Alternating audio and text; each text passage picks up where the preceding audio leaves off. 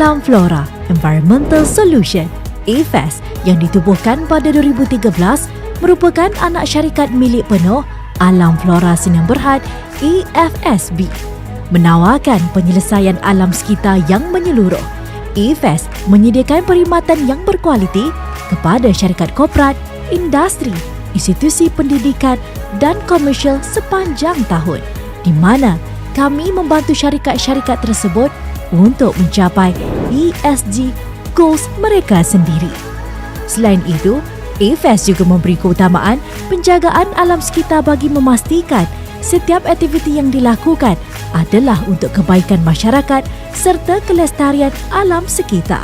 Antara lokasi di bawah pengawasan AFES ialah ICI Waste Management, Pulau Pangkor Incinerator, Port Reception Facilities PRF, Tapak Pelepusan Belenggu Hot Landfill, Integrated Recycling Facilities IRF dan Pusat Kita Semula BBC, serta Recovery Initiative Sustainable Eco Facility RISE Kuala Lumpur, Gombak, Selangor. ICI Waste Management bermula dari tahun 2013 sehingga kini. AFES merupakan syarikat yang menguruskan sisa bagi pusat membeli belah, institusi kewangan, lapangan terbang, bangunan swasta dan kawasan komersial yang lain. AFES menjalankan operasi ICI setiap hari bermula jam 7 pagi hingga 7 malam.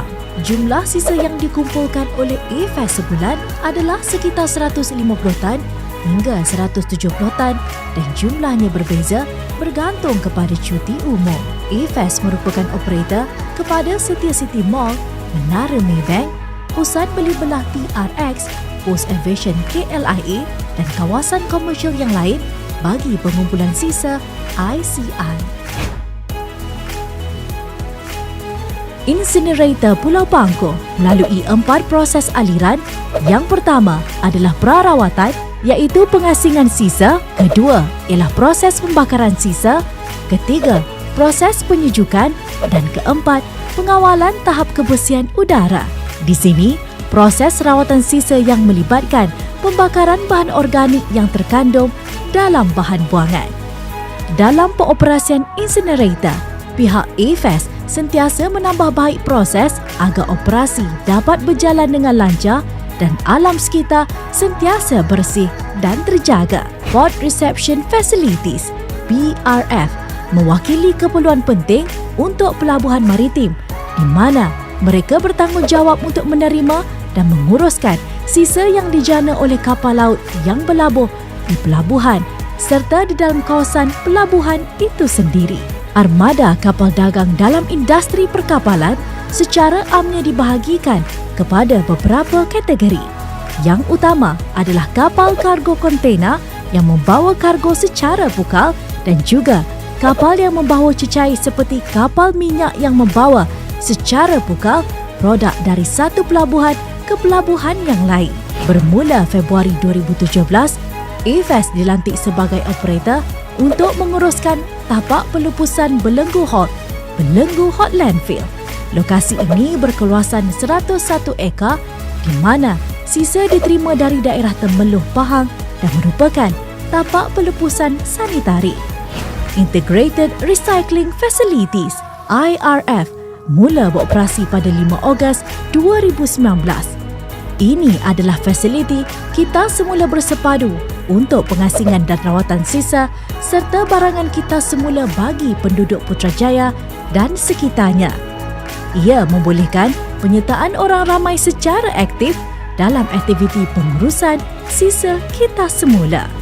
Antara bahan kita semula yang diproses adalah surat khabar, kertas, majalah, minyak masak terpakai dan beberapa bahan yang lain.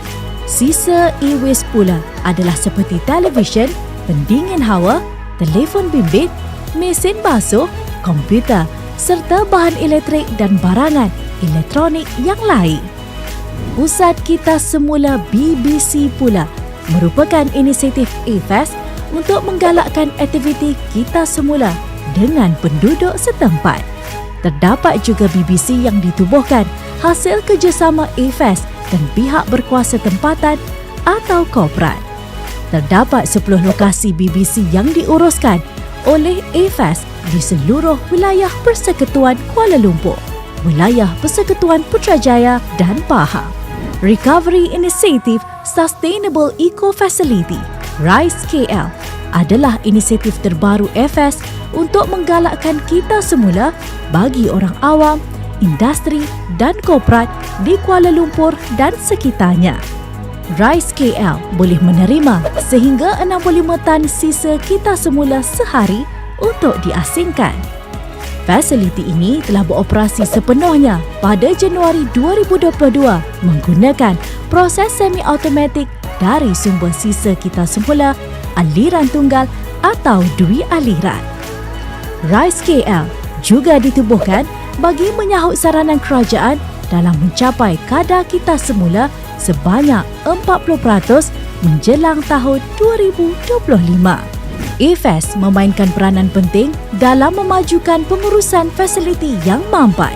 Sudah pasti, ia memerlukan pentadbiran pembangunan yang berkesan dan teliti, meliputi sistem operasi yang menekankan objektif utama, iaitu untuk penjagaan alam sekitar, memelihara sumber dan memupuk kemampanan yang berkekalan. AFAS, Enhancing Life, Enriching Communities.